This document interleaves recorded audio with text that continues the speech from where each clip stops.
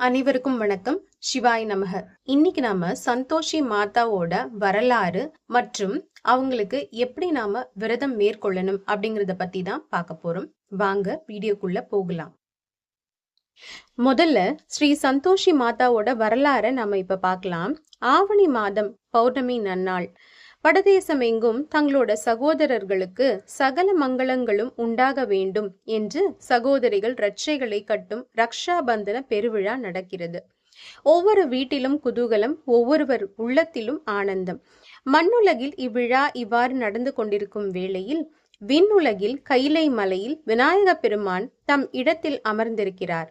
அவர் அருளால் சித்திக்கும் புத்திக்கும் பிறந்த 2 ஆண் பிள்ளைகள் அவரை நோக்கி ஓடி வருகிறார்கள். அப்பொழுது நாரத மகாமுனிவர் அங்கு வந்து சேருகிறார். ரக்ஷா பந்தனத்தின் மகத்துவம் பற்றி கூறுகிறார். உடனே அந்த பிள்ளைகள், நாங்களும் இனி ரக்ஷை கட்டி கொள்ள வேண்டும், அதற்கு எங்களுக்கும் ஒரு சகோதரி வேண்டும் என்று அடம் பிடிக்கிறார்கள். சகோதரி வேண்டும் என்றால் எங்கே நான் போவது என்று விநாயக பெருமான் கேட்கிறார். சகலருக்கும் சகல சௌபாக்கியங்களையும் நல்கும் பெருமானே, நீங்கள் நினைத்தால் நடவாதது என்ன?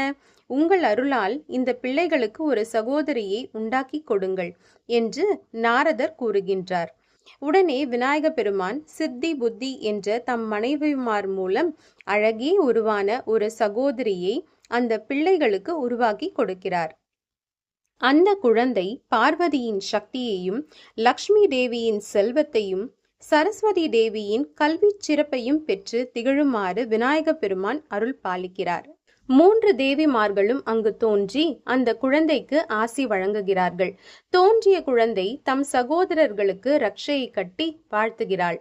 இந்த பிள்ளைகளுக்கு சந்தோஷத்தை உண்டாக்கியதால் இக்குழந்தை சந்தோஷி என்ற பெயரை பெற்று வாழ்வாள்.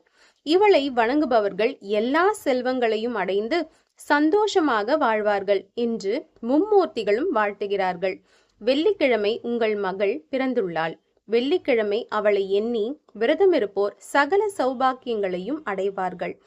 பெருமானே, உங்கள் அன்பால் உருவான உங்கள் மகளை மண்ணுலகத்து மக்கள் வணங்கி வாழ்வாங்கு வாழ அருள் புரிய வேண்டும் என்று நாரத முனிவர் வேண்டுகிறார். அவ்வாறே விநாயக பெருமான் அருள் புரிகிறார். சந்தோஷி மாதாவின் கதையை அறிந்து அவள் மேல் பக்தி கொண்டு வெள்ளிக்கிழமை விரதம் இருந்து எண்ணற்றவர்கள் பலன் பெற்றார்கள் என்றாலும் பானை சோற்றுக்கு ஒரு சோறு பதம் என்பது போல சந்தோஷி மாதாவை வணங்கி வழிபட்டு விரதம் இருந்து பெரும் பலன் பெற்ற சுனிதி என்ற உத்தமியின் கதையை இனி நாம் காண்போம். சுனிதியின் கதை. ஆனந்த நகர் என்பது ஓர் அழகிய ஊர். அந்த ஊரில் கோபால்நாத் என்று ஒருவர் வாழ்ந்து வந்தார். அவர் சிறந்த பக்தர், அற்புதமாக பாடும் ஆற்றல் பெற்றவர். அவருக்கு சுனிதி என்ற ஒரு மகள். இளமையிலேயே அவள் தாயை இழந்து விட்டாள். அதனால் கோபால்நாத்தே தாயாகவும் தந்தையாகவும் இருந்து சுனிதியை மிகவும் அன்போடு வளர்த்து வந்தார். தாயை போல பிள்ளை என்பார்கள். தாய் இல்லையாயினும் தந்தையே தாயாகவும் விளங்கியதால் அவர் போலவே சுனிதி மிகுந்த பக்தி உள்ளவளாக வளர்ந்தாள். அவளுடைய பக்தியையும் பணிவையும் கண்டு கோபால்நாத் மனம் பூரித்தார்.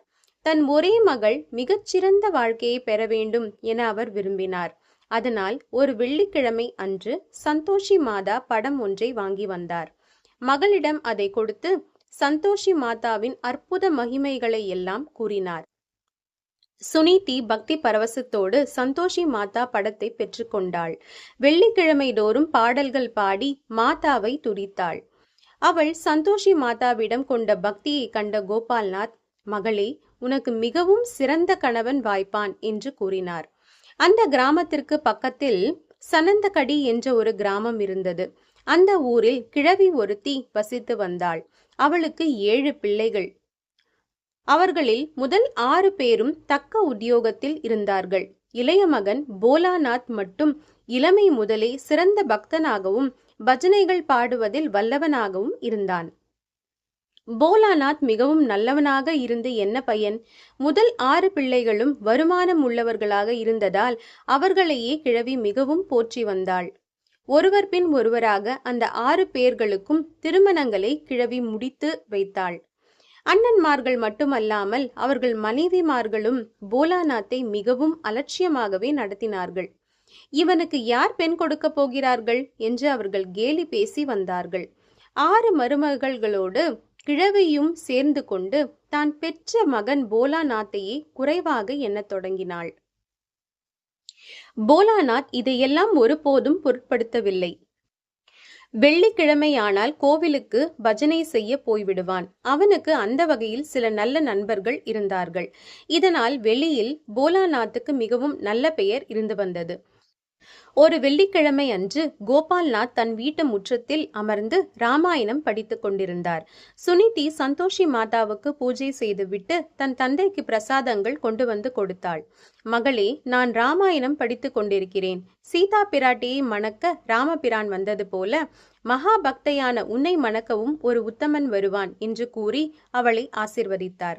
அன்று மாலை அந்த ஊர் கோயிலில் நடந்த திருவிழாவிற்கு பஜனை பாட போலாநாத் தன் நண்பர்களோடு வந்திருந்தான். அவனது பக்தி சிரத்தையான பாடலும் ஆடலும் கோபால்நாத்தையும் சுனிதியையும் மிகவும் கவர்ந்தன. பஜனை முடிந்ததும் கோபால்நாத் போலாநாத்தை தன் வீட்டிற்கு அழைத்து வந்தார். போலாநாத்தின் பண்பும் பணிவும் கோபால்நாத்துக்கு மிகவும் பிடித்தன.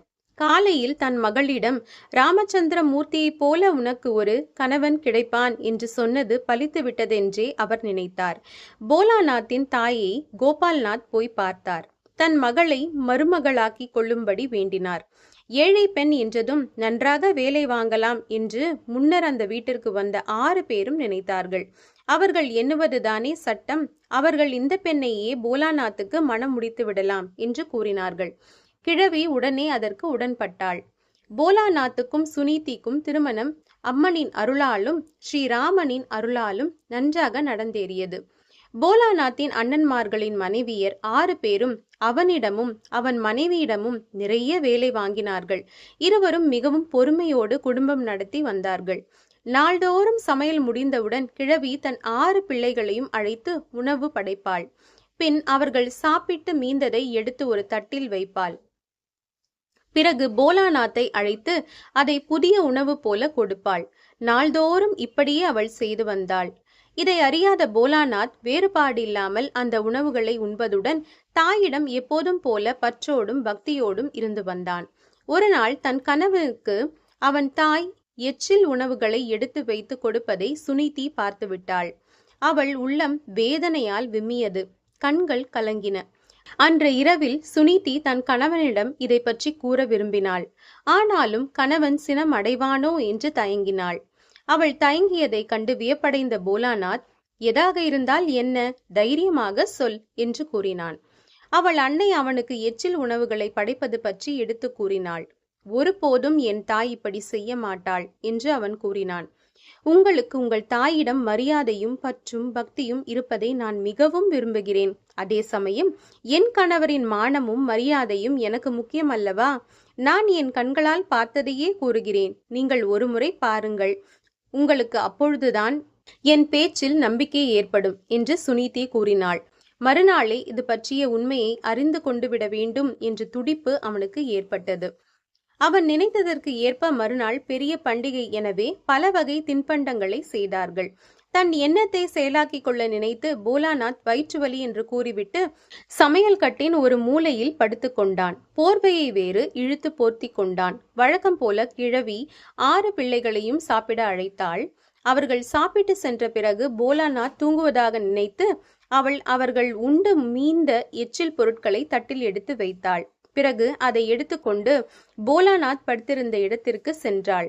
தட்டி எழுப்பினாள். தூங்குவது போல படுத்திருந்த அவனும் எழுந்தான். சாப்பிடு என்று அன்போடு கூறுபவள் போல நடித்தாள். தாயின் ஓரவஞ்சனையான செயல்களை கண்ட போலாநாத் மிகுந்த வேதனை அடைந்தான். துயரத்தால் அவன் மனம் குன்றியது. நாம் சம்பாதிக்காததுதானே இந்த நிலைக்கு காரணம் என்று மனம் புழுங்கினான். தன் மனைவி சொன்னது முற்றிலும் உண்மை என்பதை உணர்ந்தான். தாயின் மீது அவனுக்கு கடுமையான வெறுப்பு ஏற்பட்டது. ஆயினும் பெற்றவள் என்பதால் பெரும் மரியாதை வைத்த அவன் தன் வெறுப்பை வெளியே காட்டவில்லை. அம்மா, எனக்குத்தான் வயிற்று வலி என்று சொன்னேனே, சாப்பாடு வேண்டாம் என்று கூறினான்.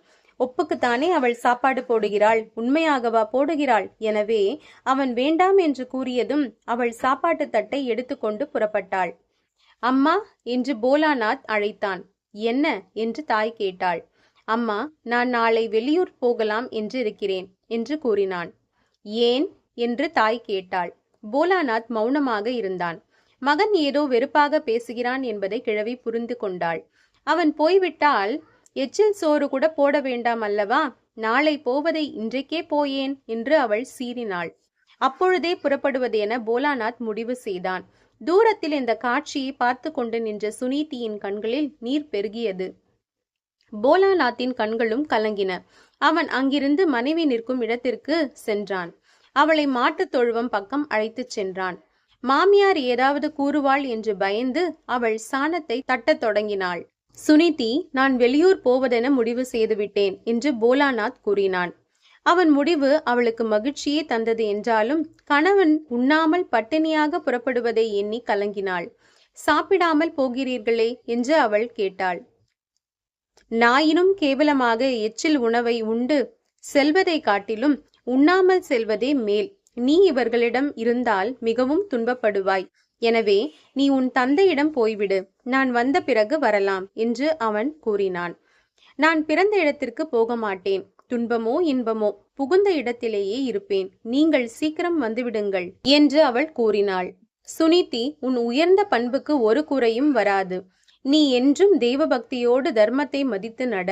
பெரியோர்களை வணங்கி வாழ்ந்து வா என்று அவன் கூறினான். என்னை பற்றி நீங்கள் கவலை கொள்ளாதீர்கள். நமக்கு தெய்வம் துணை நிற்கும் என்று கூறியவள், உங்கள் அன்பின் அடையாளமாக எனக்கு ஏதாவது தந்து செல்லுங்கள் என வேண்டினாள். உடனே அவன் தன் விரலில் இருந்த மோதிரத்தை எடுத்து அவளுக்கு அணிவித்தான். உன் அன்பின் அடையாளமாக எனக்கு ஏதாவது கொடு என்று அவன் கேட்டான். சுவாமி, என்னிடம் என்ன இருக்கிறது? அன்புதான் இருக்கிறது என்று கூறியவள் தன்னை மறந்து கணவனை தழுவி கொண்டதால் அவள் கை அடையாளங்கள் அவன் முதுகில் பட்டன. சாணி கைப்பட்டுவிட்டதே என்று அவள் வருந்தினாள். வருந்தாதே, அதுவும் அன்பின் அடையாளம்தானே என்று கூறினான். இந்த பேதை நீங்கள் ஒருபோதும் மறந்து விடாதீர்கள் என்று கண்களில் நீர்மல்க வேண்டியவள் அவன் பாதங்களில் விழுந்து வணங்கி விடை கொடுத்தாள். போலாநாத் புறப்பட்டு சென்றான். அவன் சென்ற பிறகு மாமியாரும் மூத்த மருமக்கள் 6 பேரும் சுனீதியை எந்த நேரமும் இரக்கமில்லாமல் வேலை வாங்க தொடங்கினார்கள். மாட்டுக்கொட்டிலை கழுவுவது, சாணி தட்டுவது, மாட்டை குளிப்பாட்டுவது, பால் கறப்பது ஆகிய எல்லா வேலைகளையும் அவளே செய்தாள். ஆனால் அவற்றை அவள் சுமையென நினைக்காமல் புண்ணியமாக எண்ணியே செய்து வந்தாள். ராமபிரானிடம் இருந்து கொண்டு வந்து அனுமன் கொடுத்த கணையாழியை கண்டு ஆனந்தப்பட்ட சீதா பிராட்டியைப் போல வேலைகள் முடிந்த நேரத்தில் கணவன் கொடுத்த மோதிரத்தை பார்த்து அவள் மகிழ்ந்தாள். அவன் விரைவில் வரவேண்டும் என்று தான் இளமை காலம் முதலே வணங்கி வரும் ஸ்ரீ சந்தோஷி மாதாவை பிரார்த்தித்தாள். போலாநாத் பசி தாகத்தோடு நடந்து கொண்டே இருந்தான். களைப்பால் அவன் மிகுந்த இன்னலுக்கு ஆளானான். 2ஆம் நாள் அவன் மாதவன்பூர் என்ற ஊரை அடைந்தான். மாலை நேரத்தில் செய்வதறியாது கடைவீதி வழியே சென்று கொண்டிருந்தான். கடைவீதியின் கடைசி பகுதியில் சில லேவாதேவி கடைகள், அதாவது கொடுக்கல் வாங்கல் கடைகள் இருந்தன.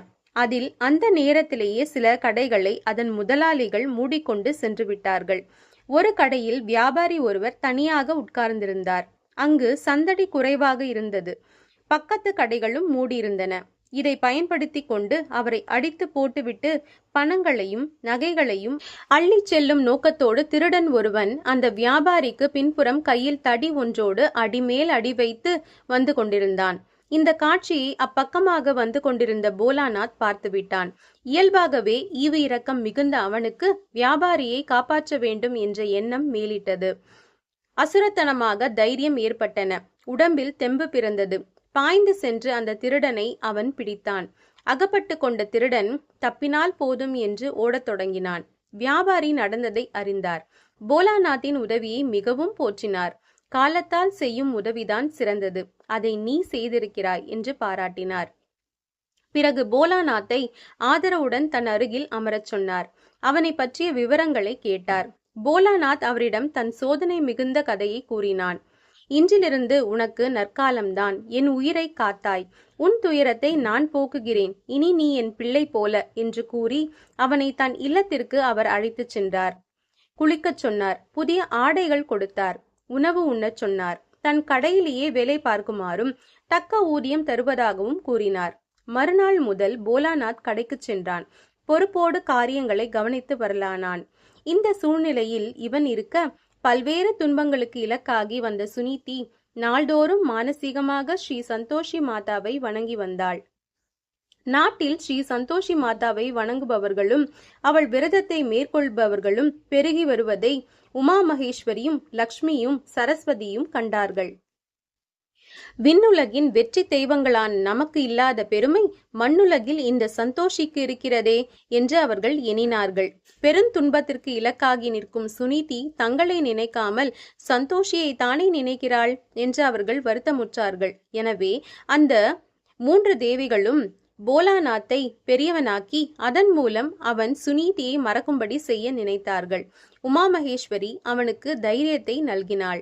லக்ஷ்மி பொருளை நல்கினாள். சரஸ்வதி தேவி கல்வியை நல்கினாள். போலாநாத் நாளுக்கு நாள் மிகவும் திடமாக மிகவும் நுட்பமாக தொழிலை கவனித்தான். பணம் 1க்கு 10ஆக பெருகியது. போலாநாத் சாமர்த்தியத்தையும் அதிர்ஷ்டத்தையும் கண்ட அந்த வியாபாரி அவனை சமபங்குதாரராக ஆக்கி அவனிடம் கடை மேற்பார்வையை ஒப்படைத்தான். பின் கவலையற்ற நிலையில் தீர்த்த யாத்திரை புறப்பட்டான். கடை வேலைகளாலும் கணக்கின்றி பொருள் பெருகியதாலும் போலாநாத் சுனீதியை முற்றும் மறந்தான். 3 தேவியின் எண்ணமும் அதுதானே. சுனீதி நிலைமை நாளுக்கு நாள் மோசமாயிற்று. மாடுகளோடு அவள் மாடாக உழைத்தாள். மாட்டு கொட்டிலில்தான் அவள் குடியிருக்கும் நிலைமை உண்டாயிற்று. வீட்டு வேலைகளை பார்ப்பதோடு மட்டும் கிழவி அவளை விட்டுவிடவில்லை. காட்டிற்கு சென்று விறகு கொண்டு வரும்படியும் கட்டாயப்படுத்தினாள். கணவன் ஒரு நாள் வருவான், கவலைகள் அனைத்தும் தீரும் என்று நம்பி எல்லா கொடுமையையும் அவள் பொறுத்து கொண்டு வந்தாள். என்றாலும் நாள் ஆக ஆக கணவன் வராததும் எந்த தகவலும் வராததும் அவளுக்கு பெருங்கவலையை தந்தது. ஒரு நாள் அவள் விறகு கட்டுடன் வீட்டை நோக்கி திரும்பிக் கொண்டிருந்தாள். கணவன் நலமுடன் வருவாரா என்று எண்ணமிட்டு கொண்டே வந்தவள் கணவன் நலமுடன் வரவேண்டும் என்று ஸ்ரீ சந்தோஷி மாதாவை பிரார்த்தித்து கொண்டே நடந்தாள். சற்று தொலைவில் இருந்து ஆலய மணி ஓசை கேட்டது. அது அவளுக்கு மிகுந்த மன நிறைவை தந்தது. மணி ஓசை வந்த பக்கம் அவள் போனாள். அங்கே அழகிய சிறிய கோயில் ஒன்று இருப்பதை கண்டாள். விறகு கட்டையை ஒரு ஓரமாக வைத்துவிட்டு உள்ளே சென்றாள். அங்கே ஒரு பெண் கதை படித்து கொண்டிருந்தாள். அவளை சுற்றி சில பெண்கள் உட்கார்ந்து கதை கேட்டு கொண்டிருந்தார்கள். சுனிதி ஒரு ஓரமாக நின்று அந்த கதையை கேட்டாள். அந்த அம்மாள் ஸ்ரீ சந்தோஷி மாதாவின் கதையைத்தான் படிக்கிறாள் என்பது அவளுக்கு புரிந்தது. ஆனாலும் அதற்கு மேல் அவளுக்கு ஒன்றும் தெரியவில்லை. கதை படித்து முடித்ததும் அம்பாளுக்கு ஆரத்தி எடுத்து அனைவருக்கும் பிரசாதம் வழங்கிய போது அந்த அம்மாள் சுனிதி நிற்பதை கண்டாள். அவளை தன் அருகில் அழைத்து விசாரித்தாள். விறகு வெட்ட வந்தவள் மணியோசை கேட்டு இங்கே வந்தேன். நீங்கள் என்ன செய்கிறீர்கள் என்று அவள் கேட்டாள். நாங்கள் அனைவரும் சந்தோஷி மாதாவின் விரதத்தை எடுத்து கொண்டிருக்கிறோம் என்று அந்த அம்மாள் கூறினாள். எனக்கு சந்தோஷி மாதா கதை தெரியும், ஆனால் விரதம் எடுக்கும் விவரங்கள் தெரியாது. அதை எடுப்பதால் என்ன பயன் என்று அவள் கேட்டாள். சந்தோஷி மாதா விரதம் இருப்பதால் பல நன்மைகள் உண்டாகும். இந்த விரதத்தை மேற்கொண்டால் எண்ணியது நடக்கும். இனிய கணவன் கிடைப்பான். பிரிந்த கணவன் வருவான். சந்தான பாக்கியம் உண்டாகும். செல்வம் பெருகும். குடும்பத்தில் குழப்பம் இருந்தால் நீங்கும். சகல நலன்களும் உண்டாகும். அனைவருக்கும் சந்தோஷி மாதா விரதம் பெரும் பலனை தருவதோடு பெண்களுக்கு ஈடு இணையற்ற பலனை தரும். பிரிந்த கணவன் வருவாரா என்று மிகுந்த ஆவலோடு சுனிதி கேட்டாள். கண்டிப்பாக வருவார். களிப்பான வாழ்க்கையை தருவார் தங்கையே. உனக்கு ஒரு உண்மையை சொல்கிறேன். உமா மகேஸ்வரியான ஆதி பராசக்தியால் மனோவலிமை பெருகும். லக்ஷ்மியால் செல்வம் சிறக்கும். சரஸ்வதியால் கல்வி உயரும். ஆனால் குடும்பத்தில் கணவன் மனைவியருக்கு இடையே சந்தோஷம் பெருகுவது சந்தோஷி மாதாவாலேயே நடக்கும். 3 தேவியர்களின் அருளை பெற்று பிறந்தவள் தானே இந்த சந்தோஷி மாதா. என்றாலும் அவளுக்கே இந்த சக்தி உரியதாக விளங்குகிறது என்று அந்த பெண் கூறினாள். சந்தோஷி மாதாவின் விரத மகிமையை கேட்டு பக்தி பரவசத்திற்கு ஆளான சுனிதி, அன்பு சகோதரி, தயவு செய்து சந்தோஷி மாதா விரதம் பற்றிய விவரங்களை கூறினீர்களானால் எனக்கு மிகவும் உதவியாக இருக்கும் என்று கூறினாள். சுனிதியை தன் அருகில் அமரச் சொன்ன அந்த பெண் விரதம் மேற்கொள்ளத்தக்க விவரங்கள் கூறினாள். தெய்வங்கள் எல்லோருக்கும் பொதுவானது. ஆனால் சில தெய்வங்களுக்கு செய்யும் விரதங்களுக்கு பெரும் பொருட்செலவு ஏற்படும். சந்தோஷி மாதா விரதத்தை பரம ஏழை கூட செய்யலாம். அவ்வளவு எளிமையானது. ஆனால் பலன் தருவதில் மிகவும் வலிமை மிக்கது. விரதத்தின் வீட்டின் உள்ளேயோ வீட்டுக்கு வெளியேயோ எங்கு வேண்டுமானாலும் செய்யலாம். ஆனால் செய்யும் இடம் அமைதி உடையதாக தூய்மையுடையதாக இருக்க வேண்டும். இந்த விரதத்தை வெள்ளிக்கிழமை தொடங்கலாம். சந்தோஷி மாதாவின் படம் ஒன்றை வாங்கி வந்து ஒரு பலகையில் வைக்க வேண்டும். அதற்கு முன் விளக்கை ஏற்ற வேண்டும். ஒரு கலசத்தில் நீரை நிறைத்து மாவிலைகள் வைத்து அதன் மீது ஒரு தேங்காயை வைக்க வேண்டும். சந்தோஷி மாதாவிற்கு மிகவும் பிடித்தது வறுத்த கடலையும் வெல்லமும் தான். அவரவர்களின் சக்திக்கு தகுந்தவாறு வறுத்த கடலையும் வெல்லமும் வாங்கி சந்தோஷி மாதாவின் படத்திற்கு முன்னால் வைத்துக் கொள்ள வேண்டும். விரதத்தை ஆரம்பிக்கும் முன்னர் வறுத்த கடலையும் வெல்லத்தையும் எடுத்துக்கொண்டு சங்கல்பம் செய்ய வேண்டும். பிறகு சந்தோஷி மாதாவை பூஜை செய்து கதையை சிரத்தையோடு படிக்க வேண்டும் அல்லது படிக்க சொல்லி கேட்க வேண்டும். கதை முடிந்ததும் சந்தோஷி மாதாவை பற்றிய தோத்திர பாடல்களை பாடி ஆரத்தி எடுக்க வேண்டும். பின் நைவேத்தியம் செய்து கலசத்தில் உள்ள நீரை தீர்த்தமாக தானும் உட்கொண்டு அனைவருக்கும் கொடுத்த பின் நீரை துளசி செடிக்கு ஊற்ற வேண்டும் என்று கூறிய அந்த பெண் மேலும் சில விவரங்களை கூறினாள். பூஜையை காலையில் அல்லது மாலையில் தொடங்கலாம். பூஜை செய்யும் இடம் அமைதியுடையதாக இருக்க வேண்டும். பூஜையை தொடங்கும் முன் சாப்பிடக்கூடாது. எதையும் முறையாக ஒழுங்காக பயபக்தியோடு செய்ய வேண்டும். இப்படி செய்தால் மாதாவின் அருள் விரைவில் கிட்டும். நாம் நினைத்த காரியம் முடிந்துவிட்டால் விரதத்தை பூர்த்தி செய்ய வேண்டும். பூரி, முந்திரி பருப்பு பாயசம், கடலை பருப்பு இவற்றை நைவேத்தியம் செய்ய வேண்டும். அன்று அவசியம் தேங்காய் உடைத்து பூஜை பண்ண வேண்டும். பூஜை முடிந்ததும் எல்லோருக்கும் பிரசாதம் கொடுக்க வேண்டும். விரதம் பூர்த்தியாகும் அன்று வீட்டில் மச்சினர் பிள்ளைகள் இருந்தால் அவர்களுக்கு உணவு படைக்க வேண்டும். இல்லையேல் வேறு 8 குழந்தைகளுக்கு சாப்பாடு போட வேண்டும். அவர்கள் சாப்பிட்ட பின் கண்டிப்பாக தட்சணை கொடுக்க கூடாது. இவற்றில் மிக முக்கியம் என்னவென்றால் விரதம் பூர்த்தியாகிற வரை ஒவ்வொரு வெள்ளிக்கிழமையும் புளிப்பு பதார்த்தம் சாப்பிடக்கூடாது. விரதம் பூர்த்தியாகின்ற அன்று புளிப்பு பொருட்களை சாப்பிடாமல் இருப்பதோடு யாருக்கும் கொடுக்கவும் கூடாது. கொடுத்தால் விரதம் பங்கப்படும் என்று அந்த அம்மாள் கூறினாள். சுனிதி மனநிறைவோடு சந்நிதிக்கு சென்று சந்தோஷி மாதாவை வணங்கிவிட்டு அங்கிருந்த பெண்களிடம் விடை பெற்று கொண்டு விறகு கட்டை தலையில் வைத்து கொண்டு புறப்பட்டாள். வீட்டிற்கு வரும் வழியிலேயே சந்தோஷி மாதா விரதத்தை எடுத்துக்கொள்வது என்ற முடிவிற்கு சுனிதி வந்தாள். விரதம் செய்வதற்கென்று மாட்டு கொட்டிலுக்கு பக்கத்தில் அவள் ஓர் இடத்தை தேர்ந்தெடுத்தாள். அடுத்து வந்த வெள்ளிக்கிழமை அன்று அவள் விரதத்தை மேற்கொண்டாள். நீராடினாள். சந்தோஷி மாதா படம் ஒன்றை பீடத்தின் மீது வைத்தாள். வறுத்த கடலையும் வெல்லமும் வாங்கி வந்தாள். அந்தி பொழுது வந்ததும் விளக்கை ஏற்றினாள். கலசத்தில் நீரை ஊற்றி தேங்காயை வைத்தாள். மாதாவின் பெயரை சொல்லி சங்கல்பம் செய்து கொண்டாள். தன் கணவன் விரைவில் வர வேண்டும், குடும்பத்தில் நிம்மதி பெருக வேண்டும் என்று பூரிப்போடு பிரார்த்தித்தாள். பிறகு பூஜை செய்து பிரசாதத்தை உண்டாள். ஒவ்வொரு வெள்ளிக்கிழமையும் சுனிதி தவறாமல் விரதம் இருந்து வந்தாள். அவள் பக்திக்கு மாதா இறங்கினாள். உமா மகேஸ்வரியான பராசக்தி, லக்ஷ்மி, சரஸ்வதி இவர்கள் ஒன்று கூடி செய்த முடிவின்படி போலாநாத் சுனிதியை மறந்திருந்தான். இப்பொழுது சந்தோஷி மாதாவின் அருளால் மீண்டும் அவனுக்கு மனைவியின் நினைவு வந்தது. அவன் இருந்த மாதவன்பூரிலிருந்து வெளியூர் புறப்பட்ட ஒருவன் போலாநாத் சொல்லி சொந்த ஊரின் வழியாக செல்லுவதாக கூறினான். அவனிடம் சுனிதியை விசாரித்து வருமாறு போலாநாத் சொல்லி அனுப்பினான். அவன் 3ஆம் வெள்ளிக்கிழமை வந்து போலாநாத் விசாரித்து வரச் சொன்னதாக சுனிதியிடம் தகவலை கூறி சென்றான். பின் ஆச்சரியமாக 7ஆம் வெள்ளிக்கிழமை அன்று போலாநாத் கொடுக்கச் சொன்னதாக கூறி 200 ரூபாய் வேறொருவன் கொடுத்து சென்றான். அந்த ரூபாய்களை உடனே சுனிதி தன் மாமியாரிடம் மிகுந்த கனிவுடன் கொடுத்து விட்டாள். கணவனை நினைத்து சுனிதி மிக்க மகிழ்ச்சி அடைந்தாள். எப்பொழுதும் சந்தோஷி மாதாவையே துதித்த வண்ணமே இருந்தாள்.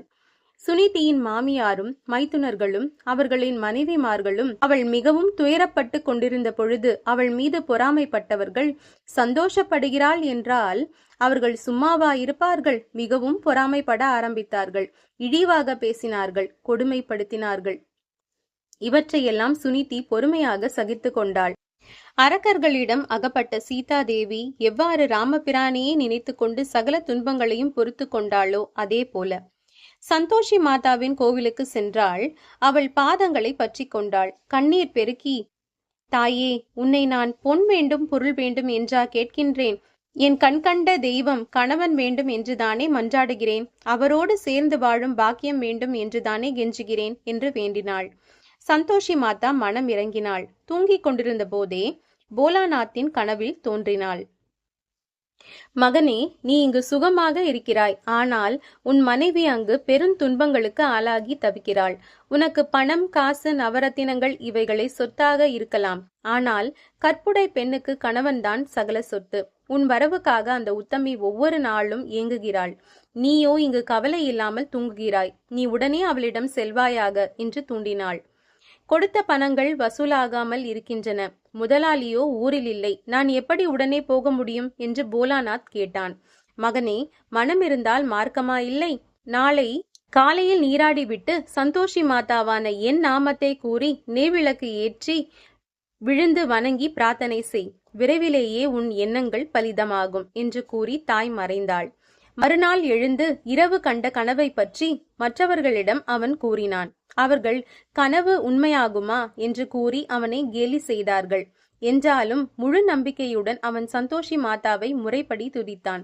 பின்பு கடையில் அமர்ந்தான். வசூலாக வேண்டிய தொகைகள் ஆச்சரியமாக வசூலாயின.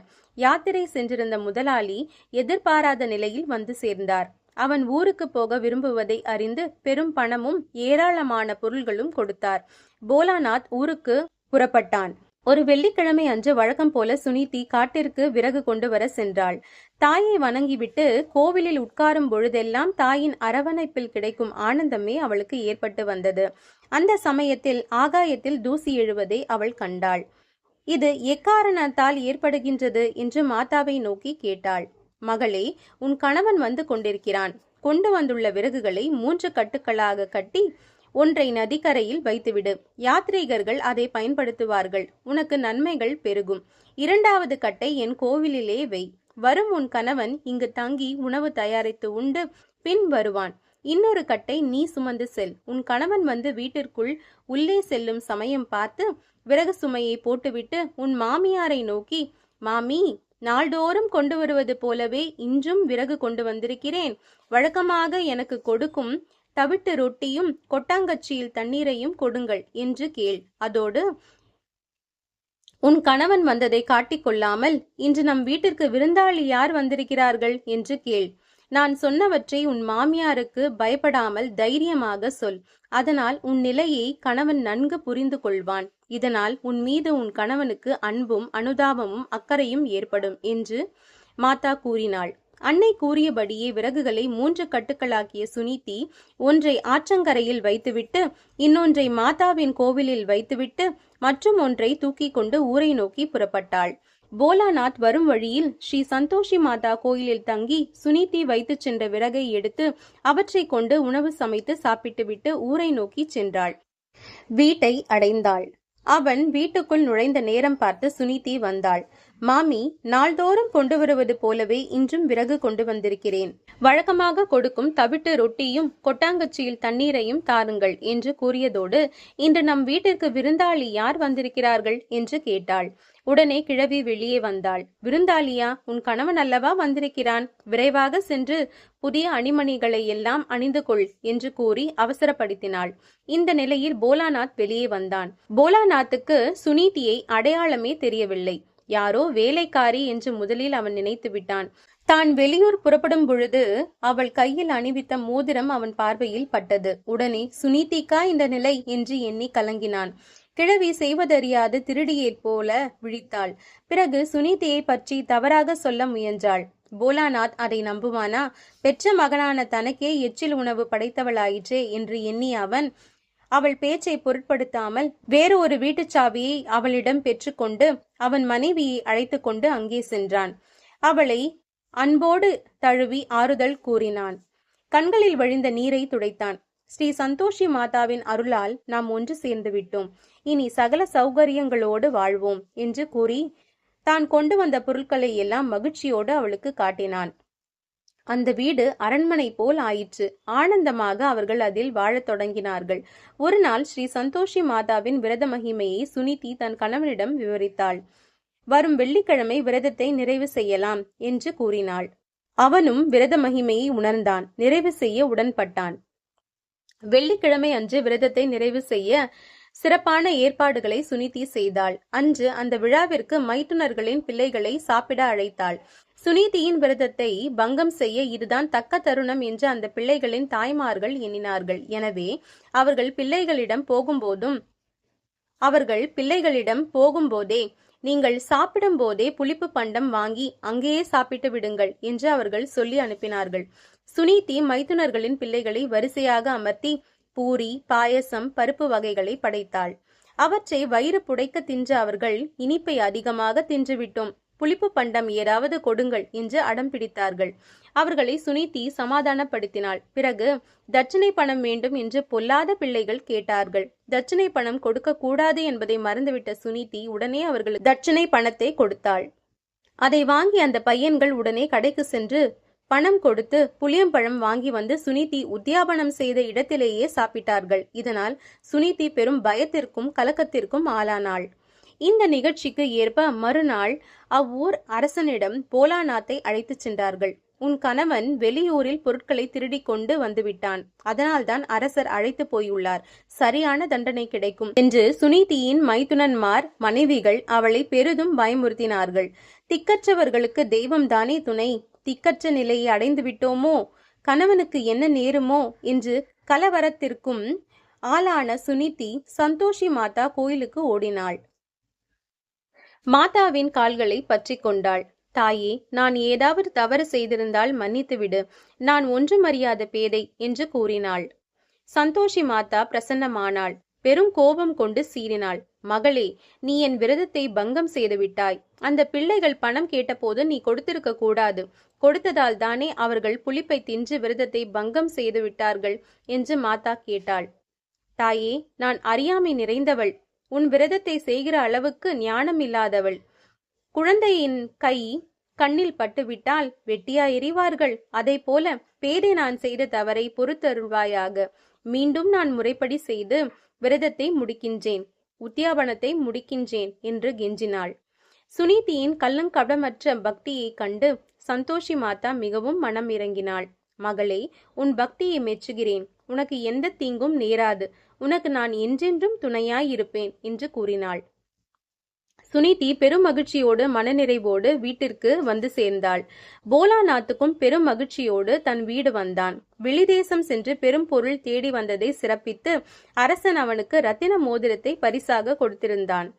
சுனீதி மைத்துனன்மார் குழந்தைகள் விரதத்தை பங்கம் செய்ததை பற்றி கணவனிடம் கூறினாள்.